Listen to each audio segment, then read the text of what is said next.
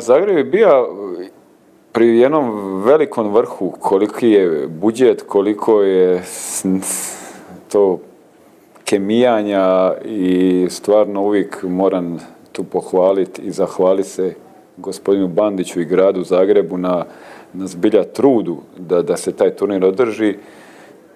Ja mislim da smo mi zbilja visoko, jer ovi drugi turniri zbilja imaju velik budžet, pa je lako dovesti, neko ima nešto drugo, ali mi imamo nekakvu kemiju, magiju, mađioničare, tako da ja bi tu rangirao Zagreb dosta visoko.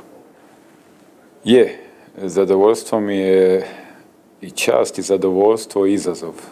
Nekako sve to spojimo.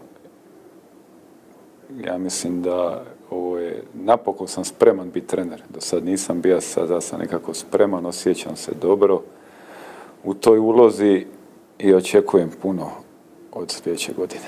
Pa bilo bi sigurno drugačije, jer prvo to bi sigurno treba biti stranac, onda odmah ide engleski, upoznavanje, iako sam ja ok sa svima i znam manje više sve te ljude, ali opet njega znam, od kad ima 14,5 godina, isti jezik govorimo, tako da je puno lakše se izezati i trenirati neke stvari, primijeni na terenu moje ideje, njegove ideje, da se to spoji, tako da puno lakše.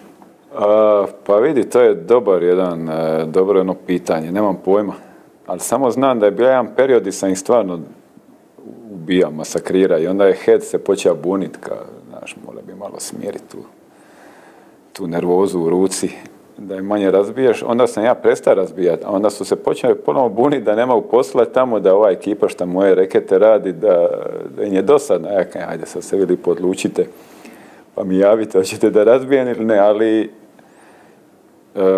fina brojka je. Kad bi sve zbrojili, dobijali su po glavi fina. Maseva, toliko.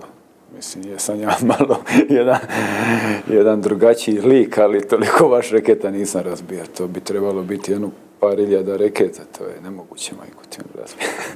Čak ni ja ne mogu toliko razbijati. A moga je uzeti ono kad je igra polufinale, kad je po meni